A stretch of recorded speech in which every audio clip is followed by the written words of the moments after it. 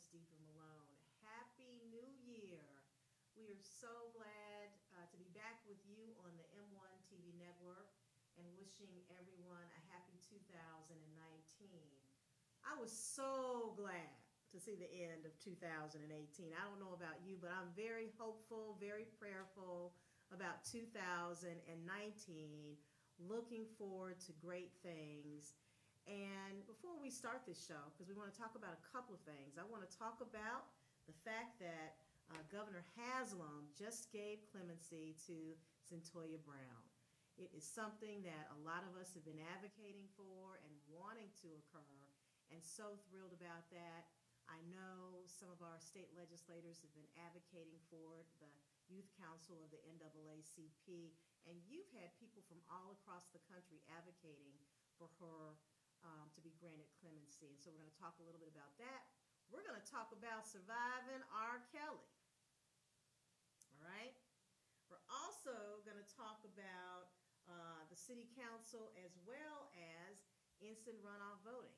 I'm sure that some of you have seen some of the comments about me, my firm, and the role we played with the instant runoff voting referendum. We're going to talk a little bit about that. I've not talked to anyone about it, but we're going to talk about that on Dialogue with Deidre. But before we get started, I want to wish my good friend, Dr. Noel Hutchinson, a happy birthday. Doc, I see new texts on my face, Megan. I don't know what's going on with that, but anyway, wishing Doc a happy birthday, and I hope that a lot of you had an opportunity to see his show. Great show, and I'm happy that we're back on the air. Let's talk about the clemency. So glad that Cyntoia Brown was granted clemency. It's something that I know State Senator-elect, she'll be sworn in tomorrow, Ramesh Akbari has fought for, State Representative G.A. Hardaway and others. Ms. Brown is 30 years old and was convicted of first-degree murder when she was 16, and she was sentenced to life in prison. Governor Haslam last week gave clemency to a number of people, but no one as high profile as Ms. Brown, who has had celebrities advocating for her release, and so he made that decision and announced it today. So thank you, Governor Haslam. Someone who was basically in prison because someone was really trying to rape her, right? And she murdered him. She did kill him. But then she was given life in prison. So we are so glad that she'll have an opportunity to hopefully spend the rest of her life out and live a productive life. So happy for her. And I'm sure that the news will be covered with that today. I don't know about you, but I had an opportunity to watch the docuseries on surviving R. Kelly. And it looks like R. Kelly has responded to the docuseries. He's saying that he didn't see it, but that he's heard about it. And TMZ is reporting that he's disgusted by the gruesome details unearthed in the docuseries. And he's saying that it's not true. Really? If you watched it, if you watched the survivors of the circumstances around R. Kelly,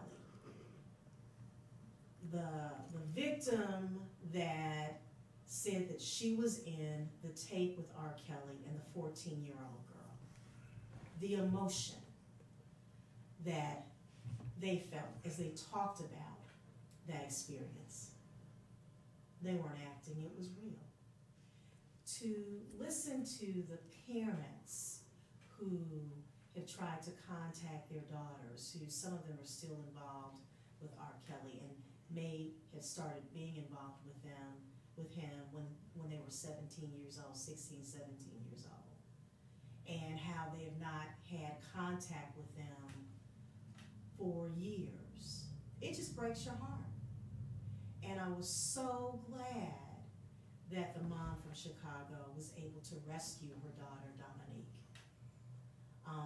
You know, just going into that hotel room in LA and the look on her daughter's face when she saw her mother, it was heartbreaking. But for her mother to stay the course to try and get her daughter out of that unbearable situation where he has basically mind-washed these young women, promising them a life of, you know, I can make you a singer, or that I love you. Just a serious predator. Serious predator. And as someone who is from Chicago, okay, and who used to really, really enjoy listening to his music, I have to say that I'm glad that people are boycotting his concerts.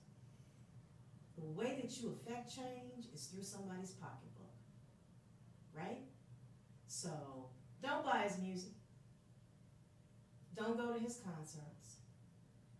If you have the music like I do, okay, you may listen to it, you may not. But moving forward, because you know this is true, I looked at that docuseries, and one of the jurors in the trial when he was acquitted, and everybody thought that he was going to go to jail. You listen to the reporters in the docuseries, and they were like, what really happened? But one of the jurors, and he sounded like he might have been an immigrant to this country, but then, you know, became a citizen, and he talked about the reason why he voted to acquit was because of the way the women were dressed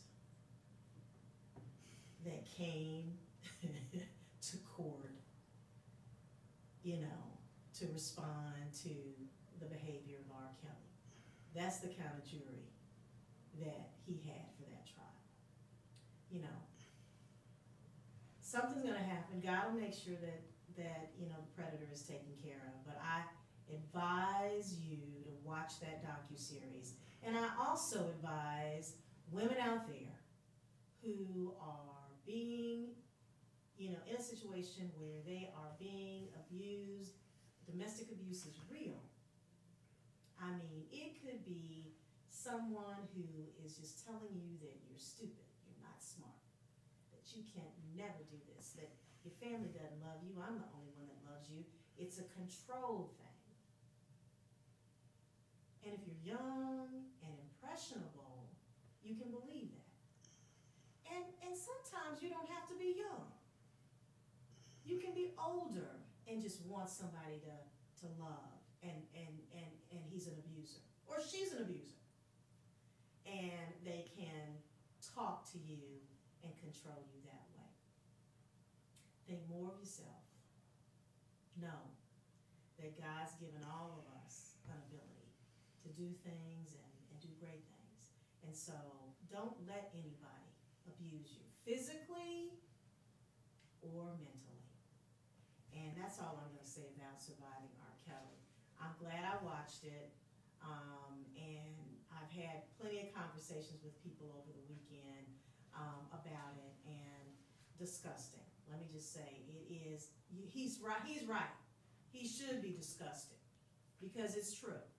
And everybody that watched it, I'm sure, well, people who are not predators, let me just say that, should be disgusted. All right? The 111th General Assembly will take place, will open up tomorrow. And so proud that we have a number of great elected officials who will be sworn in tomorrow. Ramesh Ekberry, who's going to the Senate, Latrina Robinson, who's going to the Senate, Jesse Chisholm, who's going to the House, London Lamar, who's going to the House. Excited about this new fresh breath of energy that's going to the House and the Senate. And also glad to have our veterans going back. State Representative Karen Camper, we're so proud of her. She is the leader, the minority leader, the first Democratic woman to hold that spot. If I'm not mistaken, she might be the first African American to hold that spot. And so she's going to be whipping those Democrats into shape. Sad thing about it is, of course, Democrats don't have the majority in the House or in the Senate, but there's a lot to be said about being able to work across party lines to get legislation approved. It's going to be tough, but if anybody can do it, I know under the leadership of Karen Camper and under the leadership of Jeff Yarbrough in the Senate, I look forward to great things coming out of the 111th General Assembly of the state of Tennessee. And so, a couple of other things I want to talk to you about. NAACP, we have new officers in the NAACP Memphis branch specifically. I was reelected. I know some people who hate that, want me ousted, and you know, I mean, I think that could happen if my executive committee wanted it to happen, but been elected for another 2-year term. Just continue to pray for our branch because we're doing great things. Excited about this group that's coming up, and we have new members. Some of our members that have been on the executive committee a while are still there, and we're excited about working together to make sure that we do everything within our mission to help people who need help in our community. We are working really hard to try and get our NAACP headquarters renovated. We're working with our housing committee because we believe that when people come into that headquarters, it should be a welcoming facility, and our goal is to lease some of that space to nonprofits in the community, and then have a community room where individuals who want to have meetings can come in and have meetings. So we're excited about that. We've set a timeline to try and make sure that we get that done at least by June of this year. So it's an aggressive timeline, but we're working on that. Our new officers will be sworn in on January the 24th at 5:30 at Mount Olive CME Church on Dr. King Drive. So it's open to the public. We hope you can come out and wish our new officers and our new executive committee well as they start their new term for 2 years. So excited about that. The City Council will meet tomorrow, and I guess they're going to try again to maybe appoint City Council representatives for District 1 and District 6 and at-large District 8-2. I'm not sure. I've not looked at the list of who the applicants are for District 6 and District 8-2. I know some of the people that have talked about seeking the appointment, and they're trying to get people to go down and support. But I can tell you this. That it is a shame that individuals in District 1 don't have someone representing them on the City Council during this crucial time.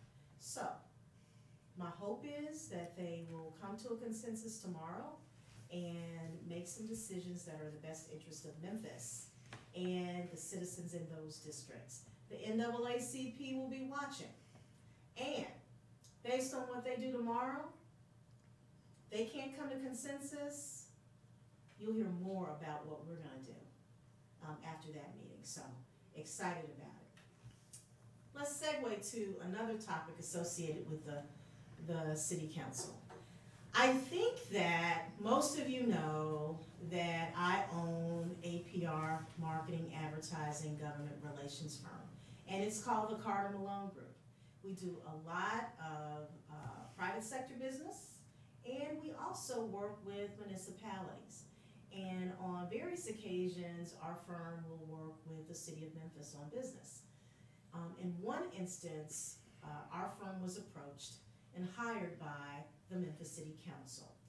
as a consultant to work with them on a referendum for the repeal of instant runoff voting, for the advancing of a potential third term for the city council, and also to eliminate runoff elections.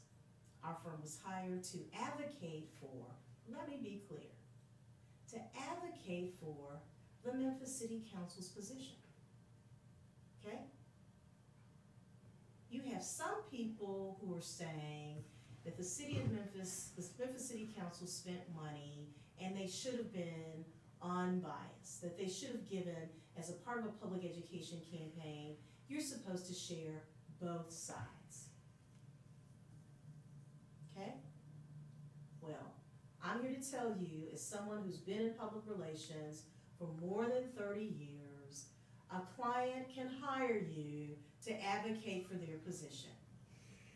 That's what the Memphis City Council did, and that's what our firm did.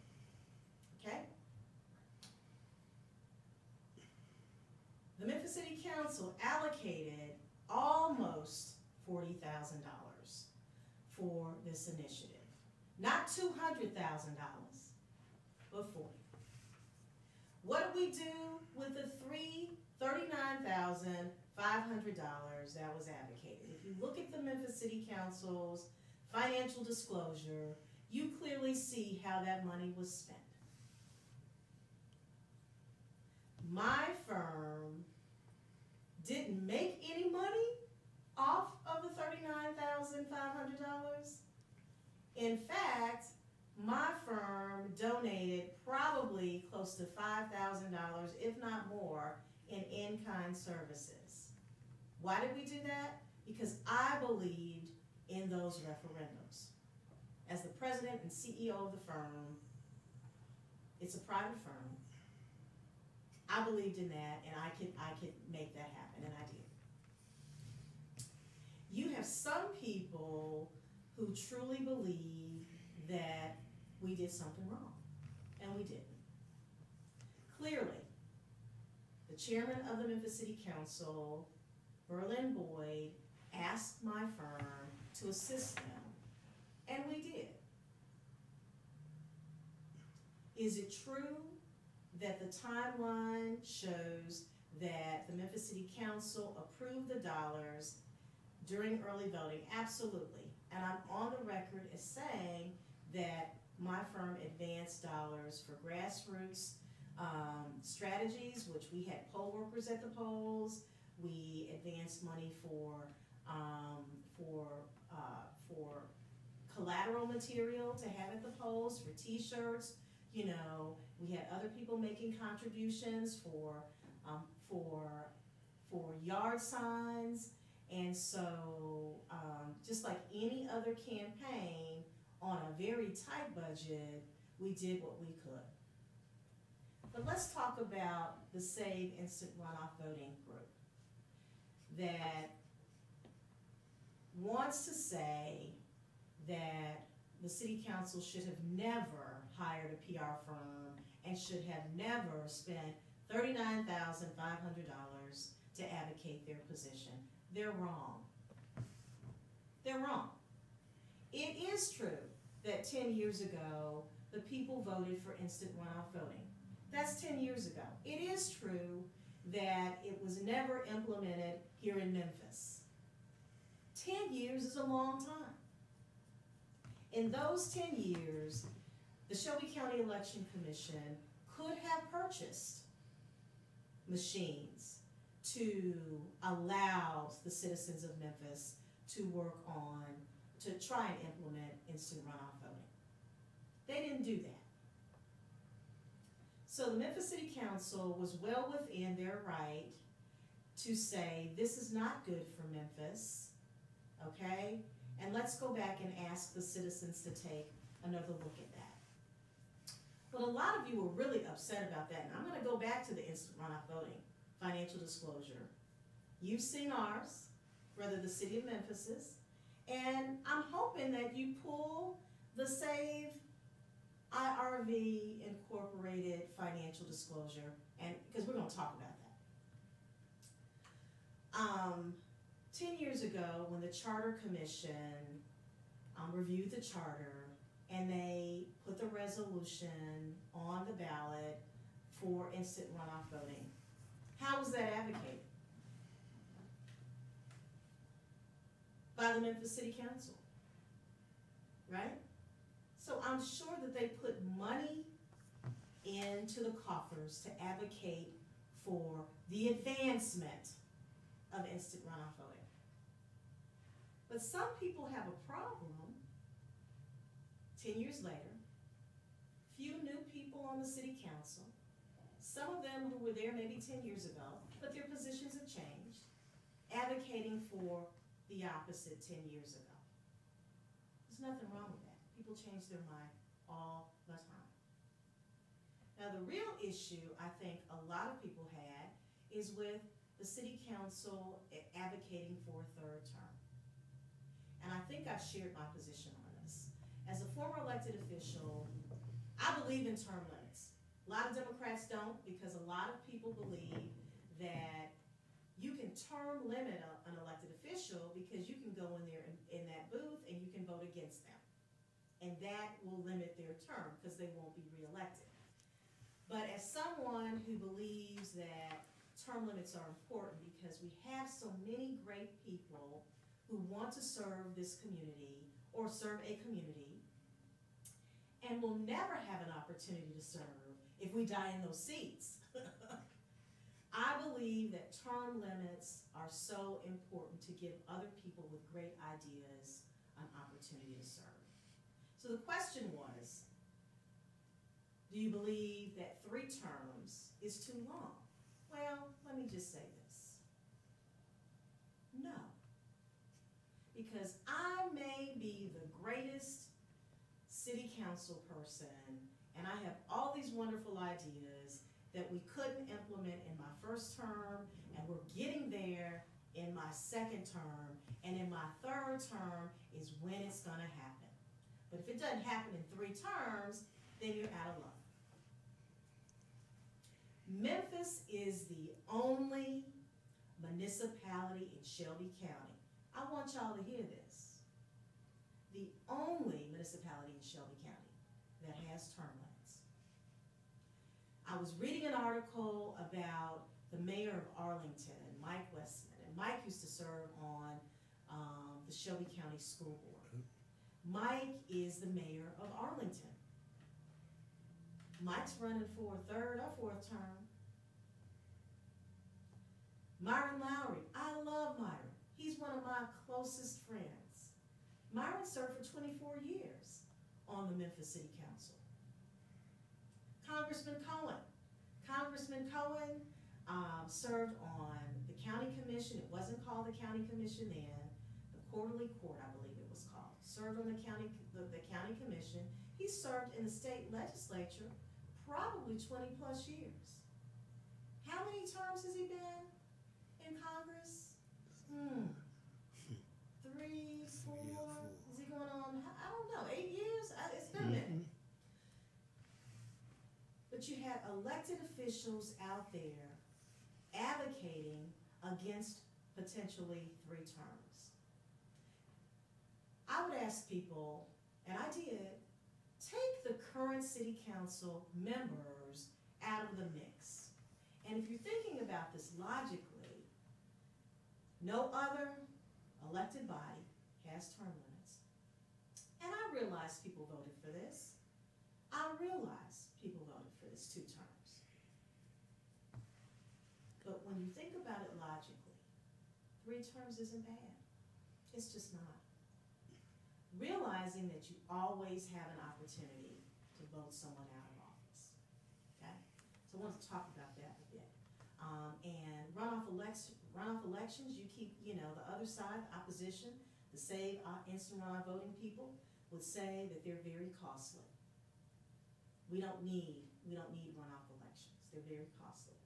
A lot of people agree with that. I think during the campaign that, when you have $39,500 and you're fighting a campaign that has $200,000 plus, and the hype is all around, the city council, not the issues, the city council members per se, then I think a lot of people couldn't really see past the city council members and really deal with the issues. I've had people that after the election, when I sat down and talked to them, I was driving up to Nashville with a friend, and she said to me, well, I voted to keep instant runoff voting, and then when I explained to her, she said, oh, I voted wrong. Because we had $39,500 to try and educate people, not $200,000. But let's talk about that $200,000. Okay? We want to talk about that. We want to talk about the fact that you do have some people, truly, you do have some people who actually, local people who actually contributed to the campaign. David Weatherspoon, $50. Fair Vote, $500. You're going to hear Fair Vote again, but I just want you to remember $500. Christine Todd, $100. Voter choice. Wait a minute, let me go back to Fair Vote. Fair Vote is located in Tacoma Park, Maryland. Not Memphis, not Shelby County, but Tacoma Park, Maryland. Christine Todd, $100. Voter choice, $1,500. Where is voter choice? Is it in Memphis and Shelby County? Is there a branch here? Voter choice, Boston, Massachusetts. James Gilliland, I know Attorney James Gilliland, fine guy. He donated, he's local, $200. Oh yeah, I'm going through it. You want to go through what the city council did, what our firm did? Let's talk about this. William Von Muffling. Mr. Muffling is from New York City. He's the president of Cantillon Capital Management. You want to know how much he contributed to a local Memphis campaign to save instant runoff voting? Guess. You're not going to be able to guess, so let me just share it with you. $25,000. New York City, boo. Robert Wyatt, he's a local physician, $250. Jody Wilson, a local attorney, $250. Sam Bells, a local attorney, $250. Richard Kruger, don't know where Richard's from because they don't have that information, $300.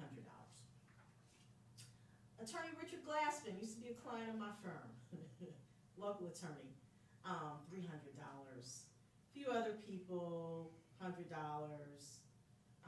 Bunch of attorneys, so Attorney Mulroy did well. Bunch of attorneys, $100, $200 here and there. But here we go. Let's get to the big dollars. Action Now Initiative. It's an advocacy organization.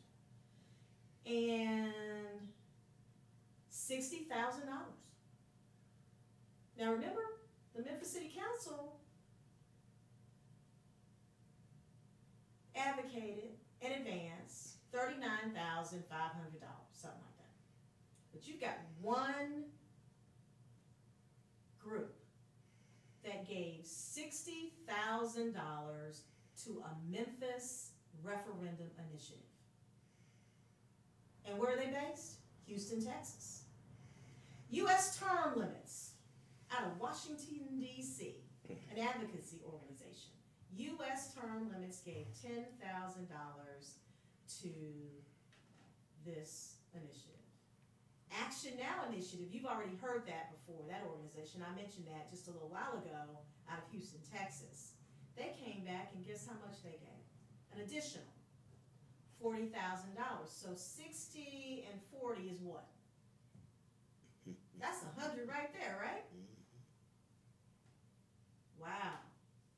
A lot of people interested interested in saving instant runoff voting in Memphis. Then Save Instant Runoff Voting, the local nonprofit, they gave $5,000. Okay, so then let's talk about the expenditures, because folk want to talk about how we spent our money. The guy who I think handled PR for Save Instant Runoff Voting, he made about $4,000. That's Carlos Ocha. I think that's his name. Gil Hayes, he made about $4,400. And LaMichael Wilson, for the poll workers, made about, is that 70,000? Trying to run for mayor. Might have been 70 or 20, huh? He trying to run for mayor. Oh, LaMichael. Well, he might be able to get some money from Action Now Initiative.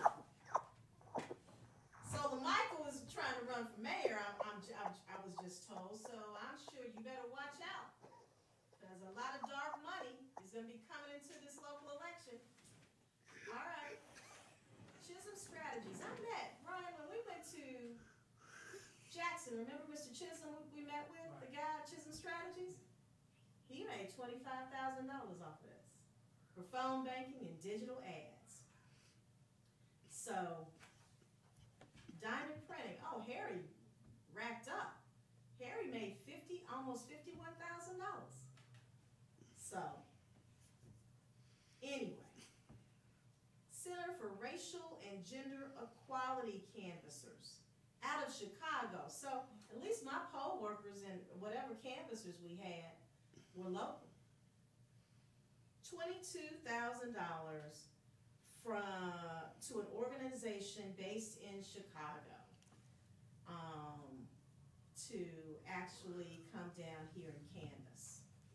Interesting. Well, you know, it's some more here, but the point I'm trying to make is this.